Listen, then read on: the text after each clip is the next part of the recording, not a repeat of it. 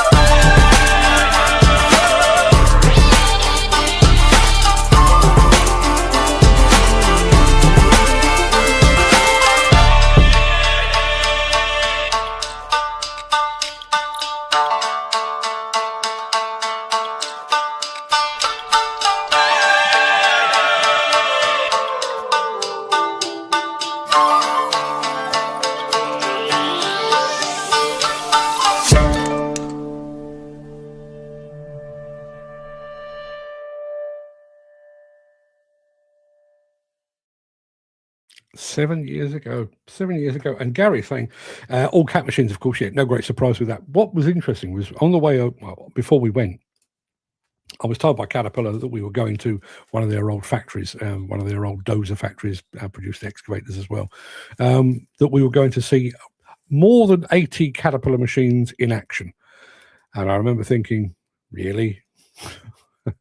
That's a lot of machines for one job. Turns out took a coach around and we counted them. There was well over 80 there. Some fantastic attachments as well. So, yeah, absolute treasured memory, that one. Is Gary Muirhead saying, cloudy and overcast here and depressing weather. Sorry to hear that, Gary, but the sun will shine on the righteous in the not-too-distant future. Morning, everyone. Speaking of the righteous, here we are. Andy Darwell, how the devil are we? Loving the sunshine. See? Shines on the righteous. Yes, I prefer Brighton or Plymouth. Yeah, anything's better than Hemel Hempstead. I'm not a fan. Do you still have the audio chat from your trip? Yes. Yeah, if you go to Spotify or Apple Podcasts and just search for Demolition News Radio Japanese Adventure, you can still listen to it. And it really was. I'm sure that's not the case at the moment, but I literally recorded it on the hoof. As I was walking around Kobe and Tokyo, I was recording it on the hoof. And there's a bit of me actually recording live. I mean, I wasn't broadcasting, but I was recording live on the bullet train. I was talking to my recorder while we blasted past 300 miles an hour. We blasted past Mount Fuji. I remember thinking, I don't suppose many people have done that. I bet a load have done it since then. Dan saying, like your glasses. Yeah, well, I started out with them. The problem is they're not prescription, and I can't see a fucking thing without them. So, yeah, I'm back to these ones, I'm afraid. Mick Norton is here as well. Good morning, Mick. Thank you very much indeed for joining us. And Stefan Edwards. Stefan Edwards has vacated the Netherlands, and he's back here in the UK. I say back, he's here in the UK. Good morning to you, Stefan. And thank you for your details you sent over yesterday. You really are a mine of information, my friend. And I do intend to catch up with those people up at Hillhead if I get a chance. Dan saying that was some amount of cats in one place. Yeah, it absolutely was. I mean, some of them weren't as big as that, but, you know, we're talking sort of 50, 60-ton excavators and lots of them. Dan was going to say something else. Not sure what that was. We had it when Scott JCB were building their new headquarters in Edinburgh. They would only use JCB equipment on site. Yeah, it's funny, actually. Obviously, I go to JCB on a fairly regular basis, and for some reason, there's a little roundabout just outside. You can kind of turn left for the world. For the JCB experience, or you go straight on at the roundabout to turn into the JCB World Headquarters car park. And there does seem to be an incredible amount of work taking place either there or on the golf course that is slightly to the left. And no great surprise, whenever you go there, it's JCB equipment doing the job. I'm sure somebody from their marketing PR department will go out from time to time and say, nope, that will not fly. Have one of these, or words to that effect. The D-range cats looked not a lot nicer than the GC ones. Yeah, I agree. Always see that Chinese don't do things by half measures. Can't afford to. I think if you're going to try and break into a new market, you've got to basically go above and beyond, haven't you? My first job was in Hemel when I was 16. Were you glad to leave? I know I always was. Love the song in the Japanese film. Yeah, it was one of those things, searching the internet for suitably appropriate but non-racist Japanese music when I came back. Can you not get those in prescription? Yeah, in actual fact, I mean, I'm going slightly off a tangent here. I am overdue a replacement for these glasses. I've had these for over a year and my eyes aren't getting any better. So I do need a change, and I would absolutely love. I mean, I made a big mistake last time. Me and my wife went to get our eyes tested together. Both of us needed glasses. She made the sensible choice. We went to Specsavers, and she made the sensible choice of choosing the frame she wanted and getting a pair with just prescription and a pair as prescription sunglasses. I like these frames. You probably can't tell, but these are blue, and I quite like them. And they were as cheap as chips. I think the frames were about 30 quid or something like that. So I said, I'll have them. They're absolutely exactly what I was after. They look exactly the sort of thing I was after. And I said, I'll get the sunglasses as well. He said, well, that doesn't come with that package. Your sunglasses would be 140 quid. Oh, fuck that then. When I'm in the sun, I'll just be blind. But now, after a while, I'm starting to think, actually, particularly when you go to Las Vegas and places like that, and Japan, I'd love to go back to Japan, and I do intend to. Yeah, it would be nice to have some tinted or coloured, and I do quite like the blue. I always used to like the yellow. I quite like the red, but the blue... there's a slight Robert Downey Jr.-esque about them. I quite like that. Dan is laughing. Dan is Demo Dove, rather. You're right about Hemel. I live about 10 minutes from there, and I only go in if I absolutely have to. I used to go there because that was the headquarters of the National Federation of Demolition Contractors. After they left Staines, they went over to Hemel Hempstead, and they had the most ironically named location. That they were basically at the back end of a really grotty industrial estate. They've moved now, but they were at the back end of a grotty industrial estate, and there was a car dealers stroke breakers at the beginning, so you had to drive past all this piles of metal crap and everything else. But the place was called Paradise, with somebody's tongue planted firmly in their cheek. It wasn't a very exciting place. Glad we were only there a few weeks. Yeah. I always think Hemel Hempstead is one of those places it's best to drive through rather than to stop. Feel like sushi now after hearing that music? Yes, you and me both. You and me both. Does Fred still use his meta glasses, or have they been put aside? He still uses them. Yeah, still uses them. He's playing golf today, and they'll probably get an outing there. But also, he's the issue with them is, and this is not an issue because he is way bigger on Instagram than I am. They shoot vertical video. Excuse me. Bit of beard. They shoot vertical video, which is completely unsuitable for this show. So they're not really of much use to me. But for his Instagram, walking around Con Expo, Mine Expo, Intermat, SaMoTeR, Bauma, all of these things, absolutely perfect. So yes, they do still get an outing. Yeah, back on the same site I was on before. I have three pairs of safety glasses. One safety sunglasses, reading glasses, and fancy ones. Dan, you need to show us the fancy ones. Are they like kind of Edna Everage? Have you got the wings on that? I can see that. I paid 1,200 quid for the three pairs. Yeah, well, I only paid about, I think these are about 240 quid, something like that, which I'm probably going to have to go through again. Although I have no problem with the frames. I just wish they could come up with some tinted lenses. Yeah. Gary Major is here. Hi, Mike. Hi, Mark. Listening in for the first time in a long time. Well, you're welcome back, Gary. It's not been quite the same without you. We've kind of lost our design aesthetic around these places, so good to have you back in our midst. Unfortunately, I really do wish that you'd been here earlier in the week, because one of the topics of conversation was, have machines got worse? I think you'd have been a great contributor to that. The one I'm talking about today has got absolutely nothing to do with that whatsoever, but I hope you can stick around. But good to have you back. We stopped in a nice place, though. I think it might have been Wheat Hampstead or something similar. Don't know the area at all. As I say, I used to go there. The only thing I would say is there are some very nice little drops of water in Hemel Hempstead. There's a couple of canals. I think one of them is probably an extension to the Grand Union Canal, but there's also a little waterway flows through the town. And I always used to go, suited and booted to go and see the fine folks at the NFDC, and I use the term fine folks advisedly. Used to go along and then leave there and think, wish I brought the fishing rods with me. But then when you're wearing a suit, do you really want to go fishing? Yeah, a whole other story. Glasses are our windows to the world, yes, and my windows are blurry. Very, very blurry. There's Dan saying good morning to Mr. Major. Jim doing likewise. Right, we're 15 minutes in and we have done nothing worthwhile at all, apart from show you my holiday slides from 7 years ago. So let's crack on. Let me roll the intro and get this show on the road.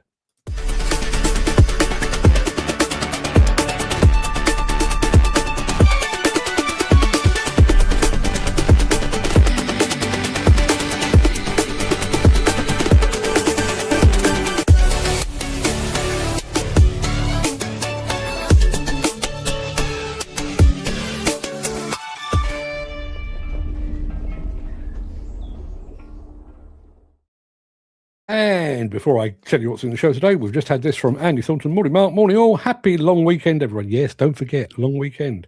I won't be here on Monday. Jim, you're the man for machine. You're the man. Jim there. Not sure, but yeah, whatever. It is Friday, the 22nd of May. Welcome to the Breakfast Show. I am your host, Mark Anthony, the walrus of demolition, the Lord High Chancellor of live streaming, and the authentic voice of the global demolition industry, but you already knew that. In today's show, we're heading back to SaMoTeR 2026 to get the lowdown on the Komatsu PC220NLC-12. quite a mouthful. Yanmar unveils its latest mini excavator offering. Road paving goes electric with Dynapac, and we're going to get in the Hillhead mood and spirit with some quarry crushing from the fine folks at Kleeman. And in today's morning monologue, it is called An Industry Living Hand to Mouth. That's what it's all about. And I will tell you more about it when we get there. But first, let's have a bit of Caterpillar before we have a bit of Komatsu.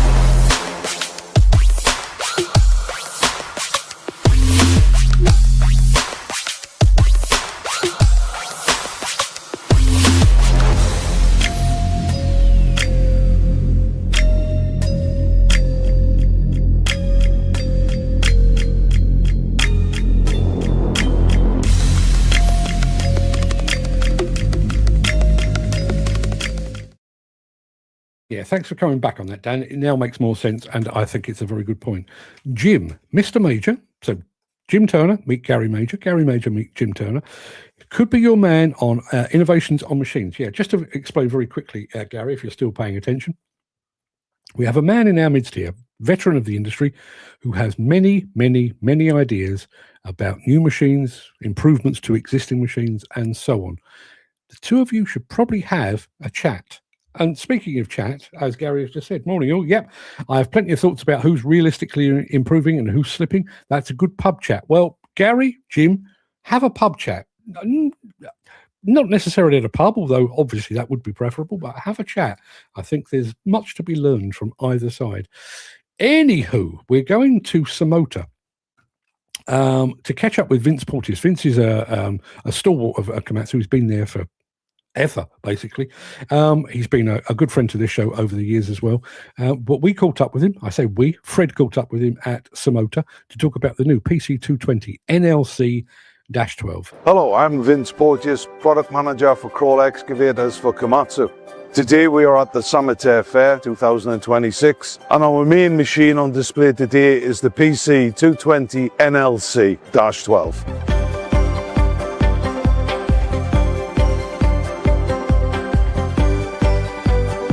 We've designed the NLC and the NLCI-12 machines purposely for the Italian market, which allows us to comply with transport regulations of 2.5 meters. The machine has the latest Komatsu electronic hydraulic system, and with our brand new side-by-side 504 liters per minute Komatsu hydraulic pump. We've retained the large operator cab for the NLC version of the PC220 as well. We have a 16% increase in cab volume, a 30% increase in legroom, an increased visibility of 50% in the lower section of the front of the cab. The levers can be programmed with 49 settings and are ergonomically designed for the operator. The PC220 NLC-12 has 2D features as standard: payload meter, semi-automatic grading, and 2D boundary. We also have the PC220 NLCI-12, which has our unique 3.0 intelligent machine control features. These include swing to line, track to line, auto swing, and 3D boundary. Also standard with PC220 NLCI is Smart Construction Remote, which allows you to transfer data files from the machine to the office and vice versa. The PC220-12 is the most technically advanced excavator in the world, and it's available now.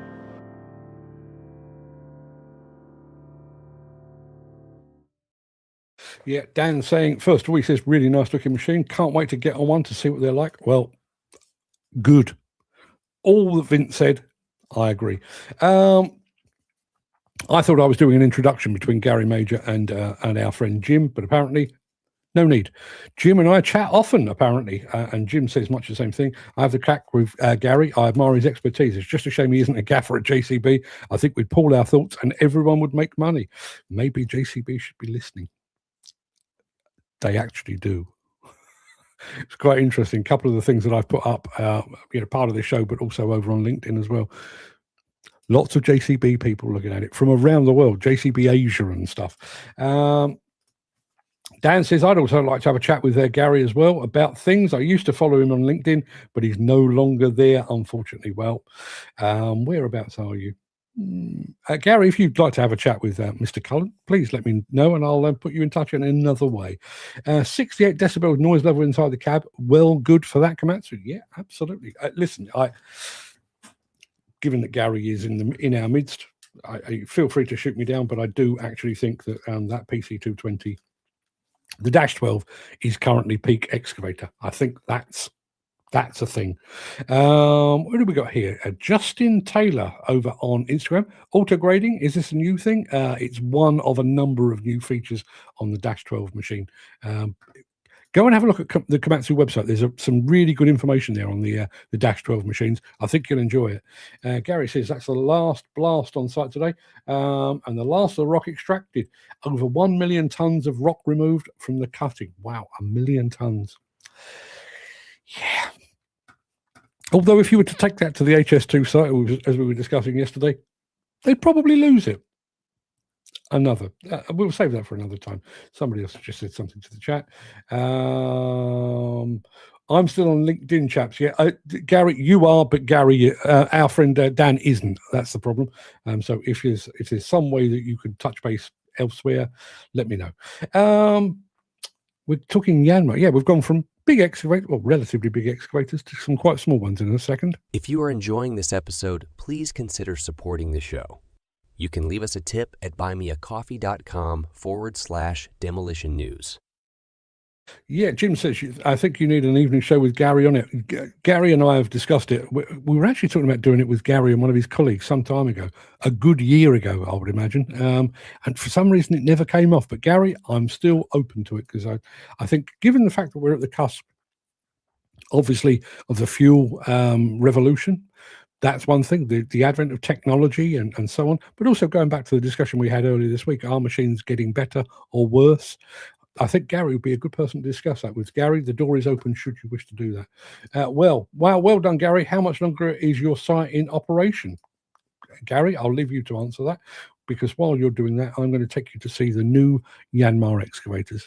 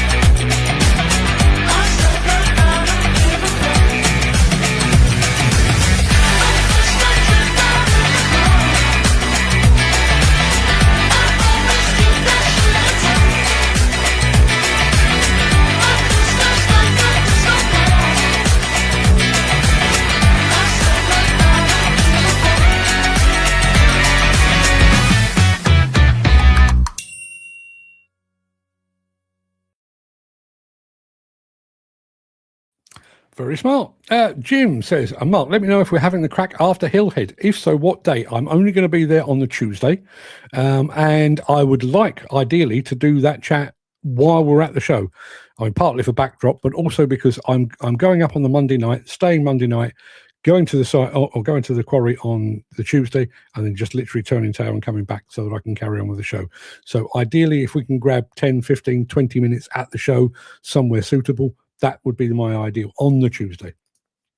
Dan saying, Yanmar is an okay machine, but they lack hydraulic precision, great track motors, but underpowered.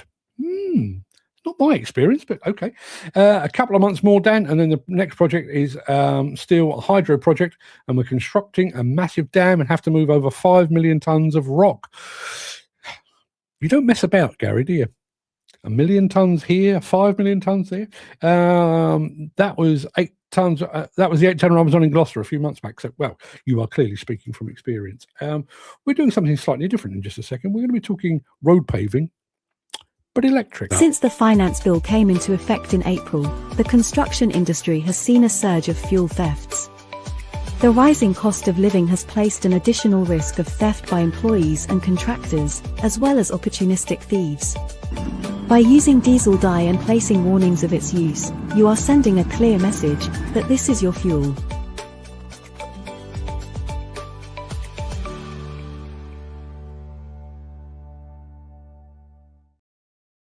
I always think that companies like Bobcat and Volvo are right at the very cutting edge of earth-moving type technology. And I kind of feel the same about Dynapac over in the compaction and paving. They seem to be one step ahead of just about everybody else in their chosen field. Like this.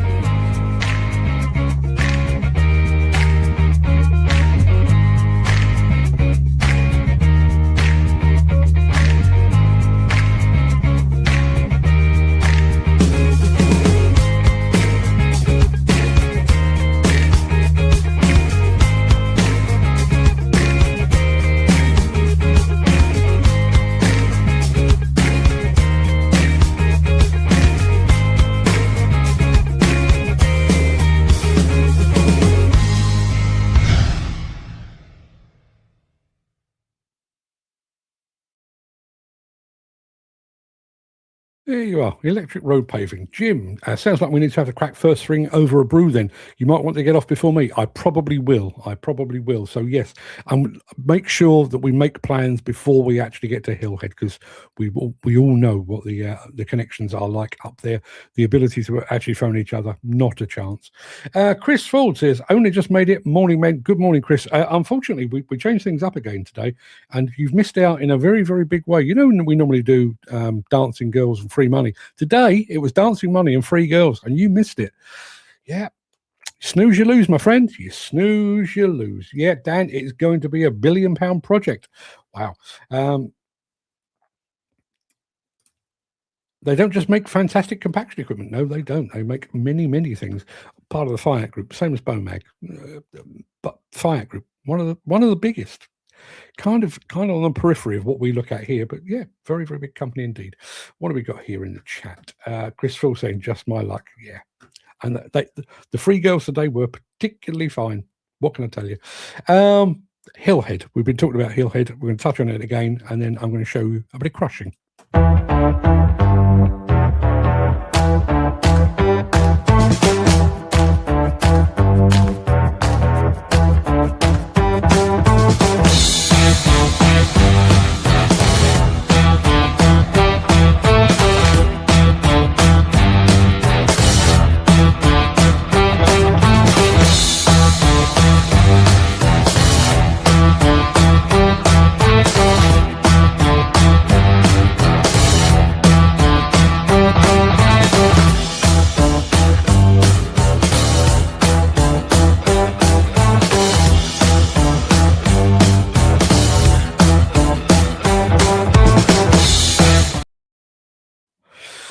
Jim's saying it's a plan then. We'll sort it. Already praying for a cool, overcast day. Yeah, that would work for me. That would make the sky look better. Those clear skies up there do tend to white things out a little bit.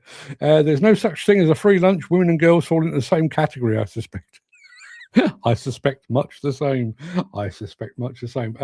Are they the biggest compaction in the world? Fiat Group would be, I would imagine, because they do take in both Dynapac and Bomag as well. So yes, I think standalone, probably Bomag would be the biggest. But as I say, they are part of a larger umbrella company. Now, although your man Jim there is praying for an overcast day, I wouldn't mind going to a quarry, somewhere like Spain.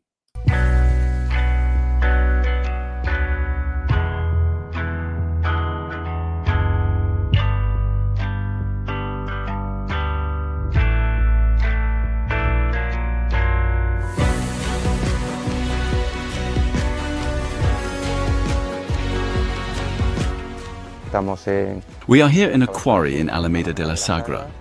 This is where a large part of the gypsum comes from that we use to produce our coated gypsum boards.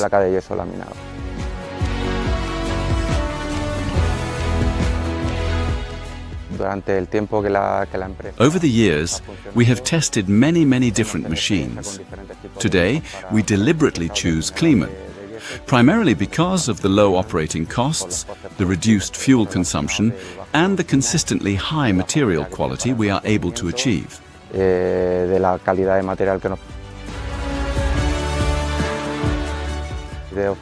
This enables us to manufacture a premium product at the lowest possible cost. The feed material contains up to 30% foreign material that we cannot use for the production of gypsum boards. Thanks to the independent double-deck pre-screen, we achieve a significantly purer end product and fully meet our customers' expectations, all with just one machine. De nuestro cliente solamente con un equipo para el proceso. Los nuevos horizontes de nuestra empresa, pues tenemos una serie de proyectos For future projects where similar machines will be used, we will continue to rely on Kleeman. The excellent service, the strong after-sales support, and our consistently positive experiences speak for themselves. Postventa que estamos teniendo y ya la experiencia que ya hemos acumulado después de todos estos años.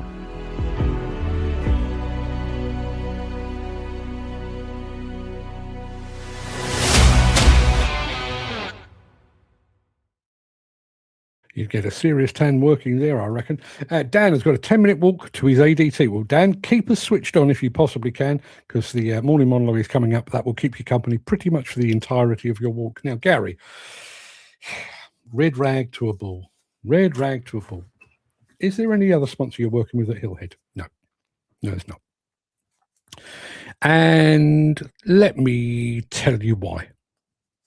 When we go to Balmer, or Intermat, or Conexpo, or Minexpo, or SaMoTeR. In many instances, the manufacturers that are exhibiting there, and sometimes the organisers of the exhibition, reach out and say, "You're coming, we want to work with you. What can we do together?" And we draw up a list of what we can do together, give them an idea of how much it's going to cost. And, without giving too much of the game away, we're working with brands for 2, depending on their requirements, 2, 3, 4, 5 grand a time. Okay.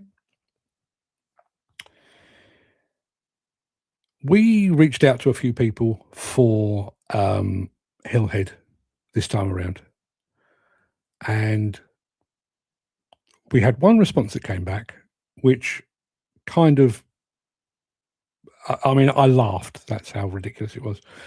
We've seen your reach. We've seen the quality of your videos. We'd love to work with you. I thought, wow, this is heading in the right direction. We have a budget of £300.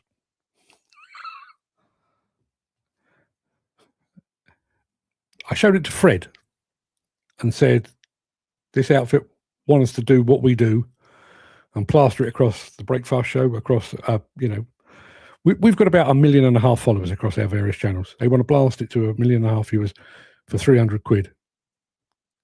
And Fred looked at it, looked at me, and said, "You can tell them to fuck off. In fact, if you don't, I will."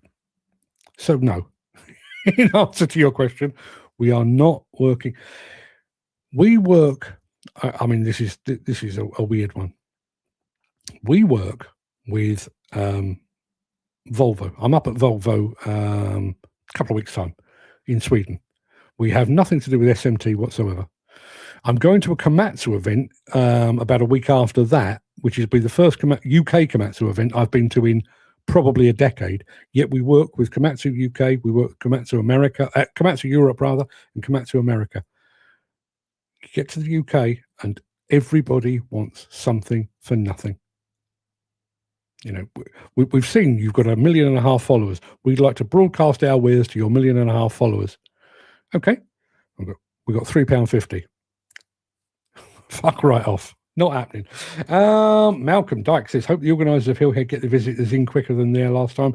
Absolute joke last time. I mean, I would certainly recommend pre-registering if you haven't done so already.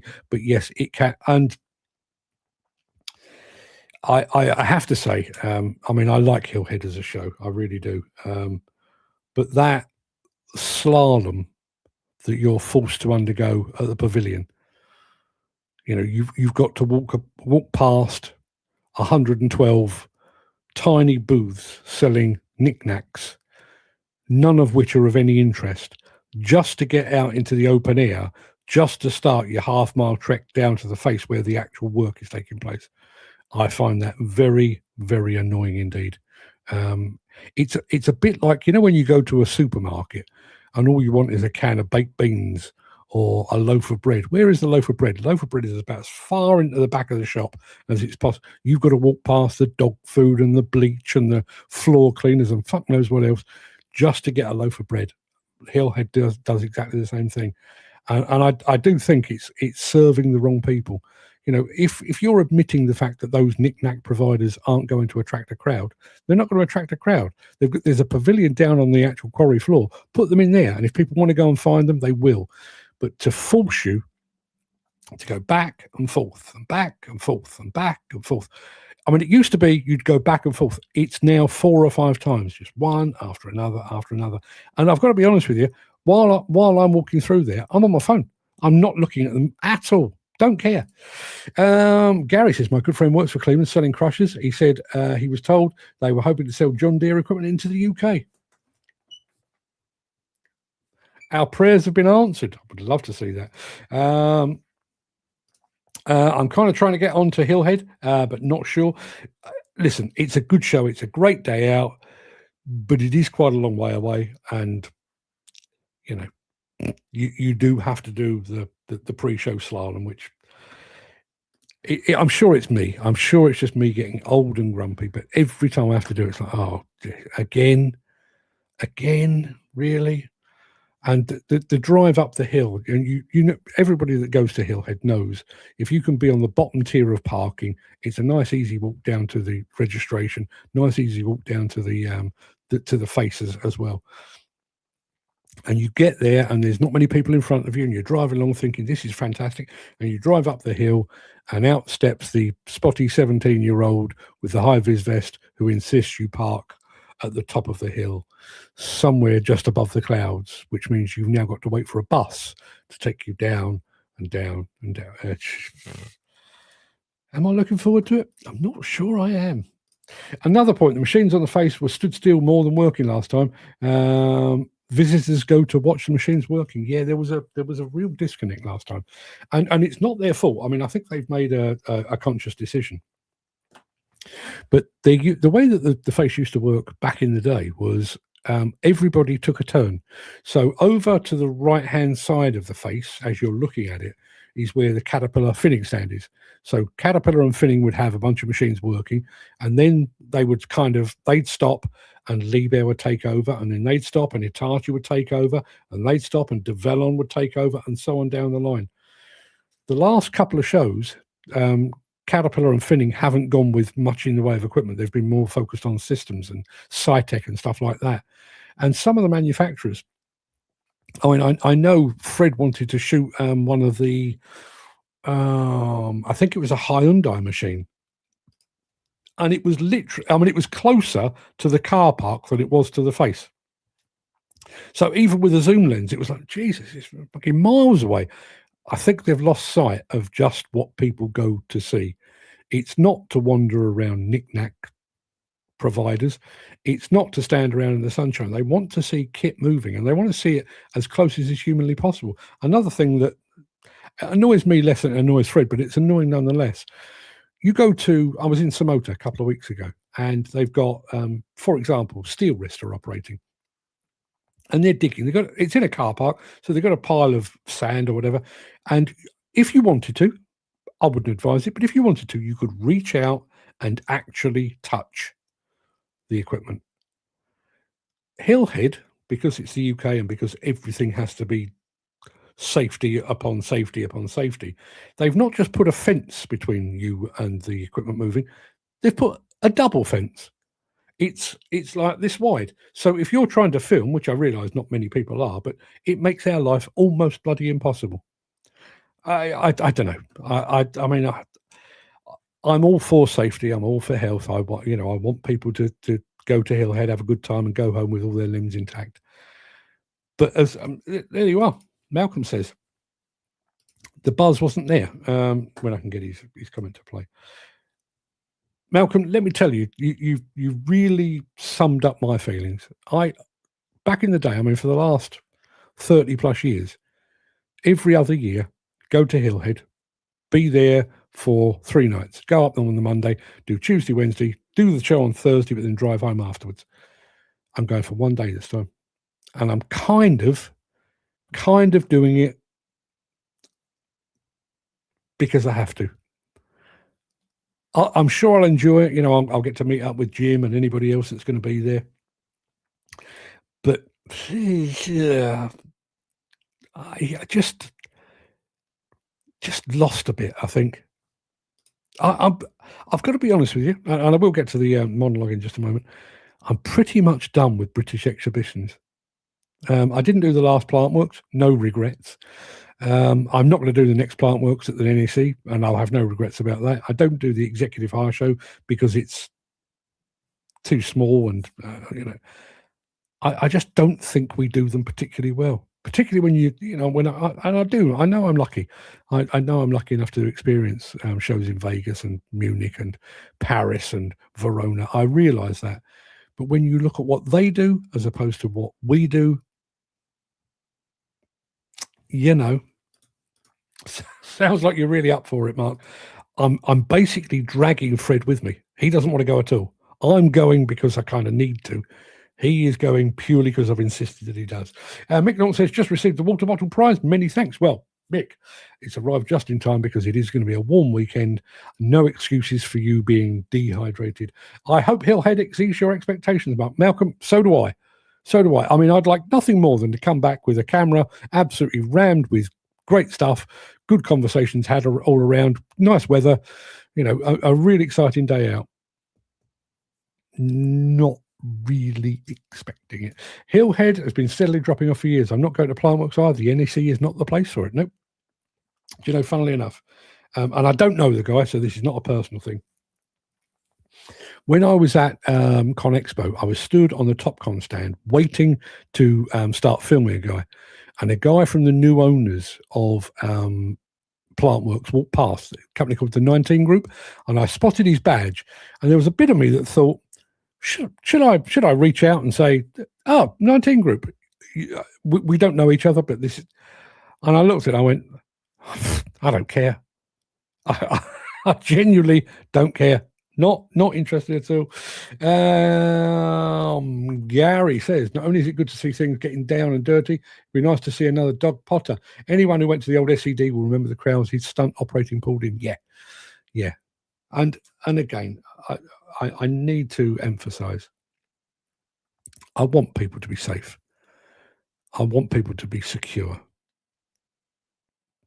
But SED compared to Plantworks, even Plantworks at Newark, and I know Jim's a fan of the Newark venue, SED was exponentially better than plant works in any of its iterations, and I'll guarantee it will be even better still than anything held at the NEC.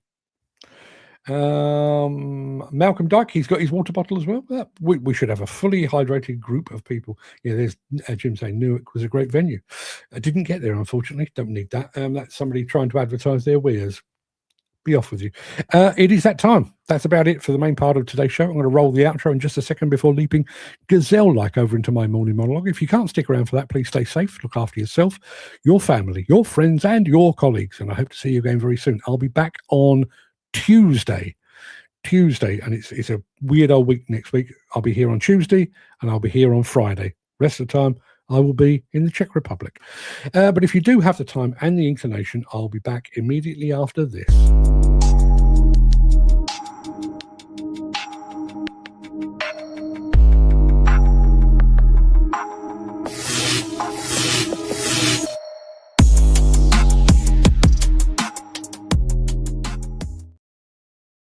If you spend any time scrolling through LinkedIn, you may have noticed a curious, slightly unsettling trend quietly taking over the feed. It's become a digital marketplace of sudden desperation. On any given afternoon, a demolition contractor will post they have a 10-man soft strip crew available immediately. There'll be a demolition company that has ended up with a wagon load of Type 1 that they need to get rid of. Another post will plead for a sweeper company with airside clearance credentials for a job that seemingly starts tomorrow. Then come the logistics requests. Someone with a heavy piece of plant or a mountain of materials in Scotland will post a hopeful plea looking for an empty low loader that just happens to be driving from Glasgow to London by chance, wondering if they can hitch a ride. And these aren't occasional anomalies. They've become a daily feature. And they raise a rather fundamental question about how the UK construction and demolition industry operates. Is anyone actually planning ahead, or is the entire industry living entirely hand to mouth?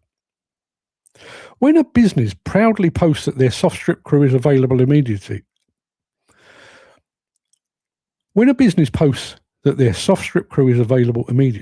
they're attempting to project agility. What they're actually revealing is that their work pipeline is apparently about half an inch long. A demolition company with a surplus of hardcore might be working away from their home area and away from their usual outlets, but 20 tons of aggregate doesn't suddenly materialise. Surely it was obvious to everyone that that material had to go somewhere before they started packing up. In a well-organised sector, the end of a project should trigger a seamless transition to the next site. Mobilisation dates are agreed months in advance, risk assessments are signed off, and logistics are locked down. Yet the current reality looks less like a pipeline and more like a game of musical chairs. The moment the music stops and a job finishes, companies scramble to find a place to put their people so they don't lose them to competitors or eat the cost of their inactivity. And that hand-to-mouth existence is hazardous, and it's a symptom of a deeper systemic failure where long-term commercial security has been traded for short-term survival. Keeping 30 labourers on the payroll with 0 billing hours for even a single week can wipe out the profit margin from the previous 3 months. And desperation trumps strategy. The logistical side of this trend is equally baffling. Transporting heavy plant or large volumes of materials across the country is an entirely predictable requirement. A project manager knows weeks, if not months in advance, when a machine or a load of materials will finish its work in the north and need to be headed back down to south. Surely, the transport for that equipment should be booked, costed, and scheduled as part of the initial project budget. Instead, we see logistics treated like a casual carpooling arrangement, relying on a chance encounter on LinkedIn to find a haulage company with an empty truck heading in the right direction. It's a bizarre way to manage a multi-million-pound supply chain. And it's a terrible gamble. Instead of a secure professional scheduling, project managers are essentially standing by the side of the digital motorway with their thumbs out, hoping a low loader with some spare capacity just happens to pass by. It treats industrial freight with the same casual attitude as ordering a late-night takeaway. And furthermore, it introduces massive financial inefficiency. Sourcing haulage in a panic usually means paying a premium, or conversely, letting expensive plants sit idle on a finished site for days because the cheap, empty return truck just never materialised. And there's also a profound naivety in trusting these last-minute operational emergencies to a corporate networking app. A project manager typing out a frantic late-night appeal for a low loader probably assumes that their request flashes instantly onto the screens of thousands of logistics providers. It doesn't. The LinkedIn algorithm is simply not designed for real-time dispatch or critical supply chain coordination. It values engagement over immediacy. A post published at 8 p.m. at night might not gain any traction or appear in a relevant user's feed until 3 days later, long after the deadline has passed and that equipment is already stranded. And furthermore, this reliance on social media ignores the fundamental psychology of the platform. The vast majority of professionals log on to LinkedIn to sell, not to buy. It's an arena of self-promotion filled with people hunting for clients, broadcasting success stories, or pitching services. Sourcing specialised logistics in an environment where everyone is shouting for attention is, at best, a shot in the dark. It's like going to Wembley Stadium during an England football match, hoping to find customers for your brand of double glazing. This lack of foresight doesn't just affect company balance sheets. It has a brutal impact on the workforce. The industry relies heavily on a transient workforce operating on fixed contracts, be it 2 weeks, 6 weeks, or 4 months. Everyone on that site knows exactly when that contract expires. Logically, workers should be actively securing their next placement while winding down their duties on the current one. Instead, the culture of reactivity is so pervasive that many find themselves finishing a job on a Friday and then sitting at home on a Monday, staring at their phones, hoping and praying that it will ring. Even worse is the precarious nature of sudden layoffs, where site workers are let go with barely a day of notice due to sudden client delays or budget freezes. It creates a culture of perpetual anxiety. When individuals and subcontractors can't predict their income beyond the current fortnight, they can't invest in training, they can't plan for growth, and they certainly can't operate with peace of mind. The hand-to-mouth mentality trickles down from the boardroom right to the site hut. Over time, that instability drives skilled talent out of the industry altogether, worsening the sector-wide skill shortage. Construction projects are inherently complex, but they're not unpredictable. We know that working at airports requires airside passes. We know that passing security takes time. We know that specialist equipment requires specific transport permits. Why then is the industry constantly caught out by things that are entirely foreseeable? Part of the issue stems from the brutal reality of current cash flow dynamics and razor-thin margins. Contractors are hesitant to commit funds or book resources until a contract is formally signed, which often happens at the absolute 11th hour due to client-side delays or legal wrangling. By the time the green light finally flashes, the traditional planning window has closed, forcing managers to hunt for crews, transport, and equipment in a state of mild panic. The system rewards those who delay spending until the last possible second, but it penalises the operational teams who have to execute that work in a fraction of the time required. This industry has developed a dangerous love for reactivity. We praise the manager who fixes a crisis in an afternoon, but we rarely question why the crisis happened in the first place. This cult of firefighting masks a structural weakness. Relying on social media to source immediate labour, specialised security clearance, and heavy logistics is unsustainable. It indicates an industry operating without a safety net, running so close to the edge that a single delayed payment or postponed start date threatens to destabilise the entire operation. Agility, unquestionably, is a virtue, But what we're seeing on our feeds isn't agility. It's a symptom of a fragmented, hyper-reactive supply chain that is struggling to look beyond the end of the current week. And while it's a cliche, it's also true. Failing to plan is planning to fail. There you are. There's my thought for the day. What's going on with my screen here? I don't know. Something's gone horribly wrong with my screen. I'll pick up with that in just a moment. Let's go over to the chat, see what's going on here. Malcolm Duck saying, have a great weekend, guys. You too, Malcolm. Enjoy your water. Have a safe weekend. A safe and wonderful weekend, guys. You too, Gary. Yes, I've just noticed. He said the first time, have a safe and wonderful weekend, Gus. I don't think Gus is in the chat, but he came back and said he's changed it to guys. When moving crushers and large machines under STGO reg, there's a minimum 2 clear days notice required to notify the authorities, detailing the size and weight. You're absolutely right. It's still surprising the number of people that ring and say, can you move it tomorrow? Yes. Yeah. I mean, literally, I can't remember who it was, but that one that I was talking about with airside clearance, that was a genuine post from yesterday. We need a sweeper company with airside experience and airside security credentials immediately. Bear in mind the amount of hoops you will have to jump through in order to work airside at any airport, even a little tiny regional airport. That would have taken probably months. You'd think that somebody would think, well, while we're working on the runway or the aprons and that kind of thing, there will probably be some detritus about the place.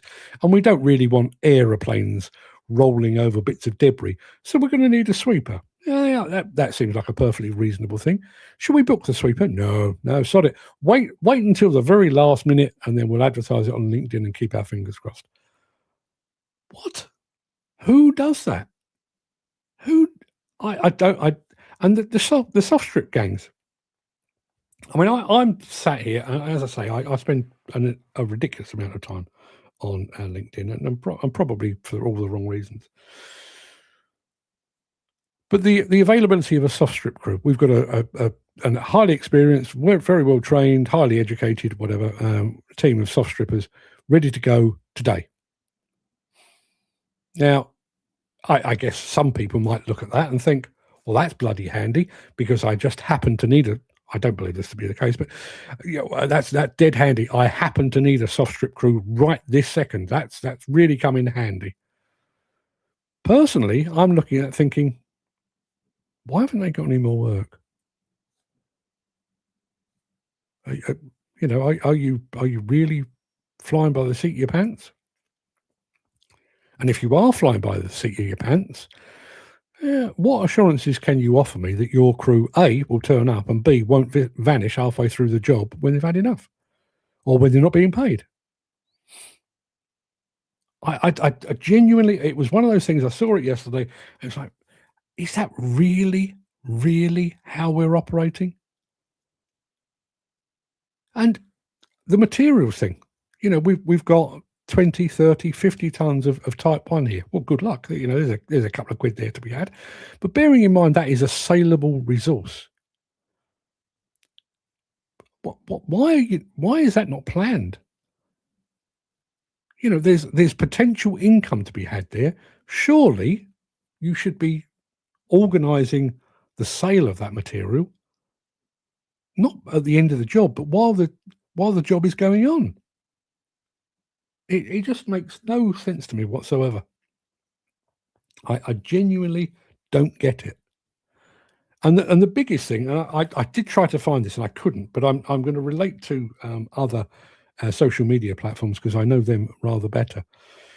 If I post something on Instagram, which I do on a daily basis, if I post something on Instagram, the way Instagram works is it will show it to an initial roughly 4% of the people that follow me. Okay. So I've got 100,000 plus followers. So it'll show it to 4% of them.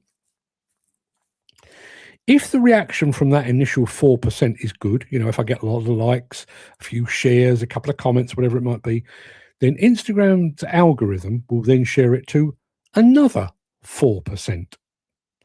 If that also attracts lots of likes and comments, they will show it to another 4%. And all the time this is going on, as a content creator, you're kind of hoping and praying that not only does it go to your followers, but that someone, a follower of a follower of a follower, will see it and think, this is the greatest thing I've ever seen. I'm going to send it to my audience as well. At which point the thing takes on this virality that we all crave. That's more or less exactly how LinkedIn works. So if you put a LinkedIn post on now, and bearing in mind you're selling to people that are selling themselves, they're not buying, they're selling. So if you put that out today, I need a truck to move a excavator, I need home for my 10-man soft strip crew. The chances are that will go to an initial 4, 5, 6, 7, 10% of your followers, which in many instances aren't that many anyway. And by and large, your followers tend to be people you've dealt with before and in and around your usual area. If it goes to an initial 10%, and that 10% are all, well, I'm not interested, I'm here to sell my wares, not to buy other people's, then your offer of aggregates, your plea for transport, your plea for airside clearance for your sweepers or whatever it might be, dies a death. You might get half a dozen views, one of which would probably be your mum, and it will go no further.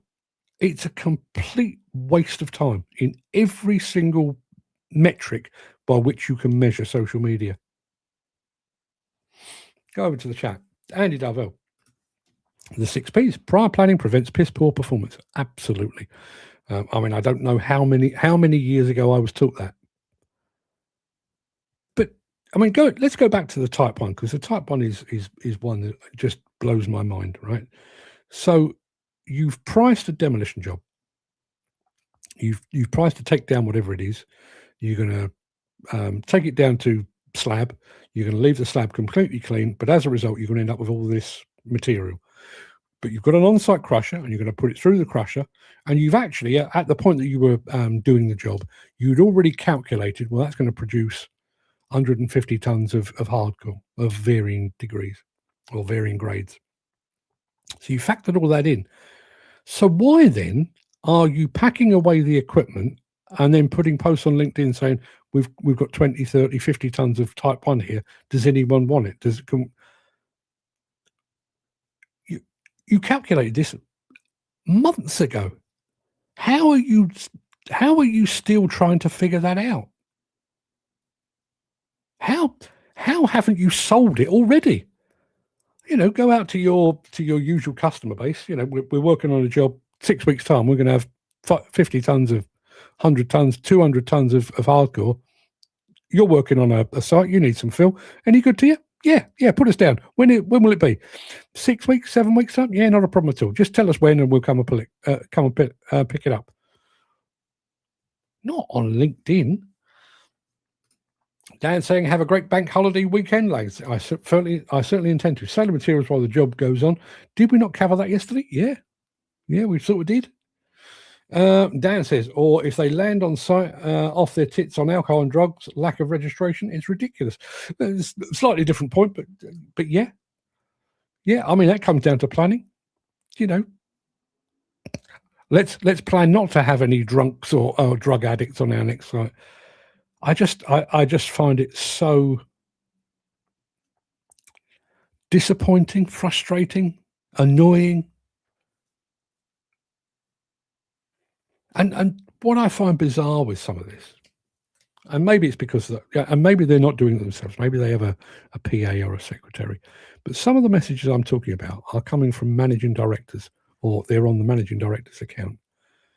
Does a managing director of a soft strip company or a demolition company, a construction company, do they not have better things to do than try to find a home for 50 tons of hardcore?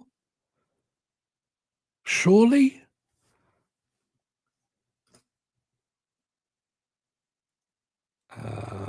Not sure what that means. So yeah, there you are. Chris Ford says, come and spend a day with me. You'll see why there's something left over and or a shortfall of materials. Yeah, listen. I understand. And again, I mean, I did make the point in the spiel there. If you're for example, if you're a demolition company from London and you're working in Yorkshire, you know, whereas if you're working in your usual home area, you know precisely who will take your steel, who will take your timber, who will take your hardcore, and so on. And you've got all that fixed down. But if you're going to be working in Yorkshire as a London company, you know, part of your job will be to organise things like digs for your crew that is travelling from London to Yorkshire for the duration of the job. You've got to organise transportation to take your equipment up to do the actual job. I would like to think they've probably organised transport to bring it back again, although that clearly is not necessarily the case. So while you're doing that, should you not actually be reaching out, you know, the modern equivalent, whatever that is, the modern equivalent of the yellow pages, to local companies saying, we're coming to your area, we are going to produce hardcore. It'll be ready in 10 days, 2 weeks, 3 months, whatever it might be. Build a relationship. Right. I mean, I do question, you know, I mentioned double glazing in the spiel. Don't get it so much anymore, but there was a period where you'd get regular phone calls. Can I interest you in double glazing? No, piss off. And it particularly annoying if I was watching the football or something like that. And I often wondered, what was their hit rate? You know, if they phoned 100, 200, 1,000 people, how many people went, well, bugger me, that's a strange turn of events, and no mistake. I was just sat here thinking, my windows are a tad drafty. I need double glazing. And lo and behold, you've called. Let's do a deal. Did that ever happen? And yet that's exactly the same process that we're doing here. Exactly the same. Andy Dalvell says, I wouldn't want the fuel bill on this site. 79 pieces of plant and having 18,000 litres of diesel delivered a day. Well, thank you, lucky stars, you're getting diesel. Because thanks to all that is going on in the Strait of Hormuz, not everyone is, but 18,000 litres of diesel a day. See, there's another point that nobody ever touches on with electrification. And you can argue about the validity of electrification, but 18,000 litres of diesel a day and the logistics and the carbon emissions of delivering that every single day, as opposed to install a Jenny or two, charge your machines overnight, crack on. It's an argument, isn't it? Anywho, people, that will do us. That will do us for a long weekend. Hang on a minute. The government is making more on that site than the contract. You're probably right. Yeah. Fuel duty. Oh, lovely jubbly. Yeah, absolutely right. Right, people, I'd like you to all go and have a fine and splendid and hopefully sunny long weekend. I'll be back on Tuesday to talk about something else that's got my goat. I don't currently know what that'll be, but I'm sure I'll think of something. Back on Tuesday and then away for a couple of days, back on Friday. So if you can, join us on Tuesday for the final show for a couple of days. Look forward to seeing you then. And Chris was saying ciao, and ciao to you, my friend, as well. I will see you all on Tuesday. Till then, have a good one.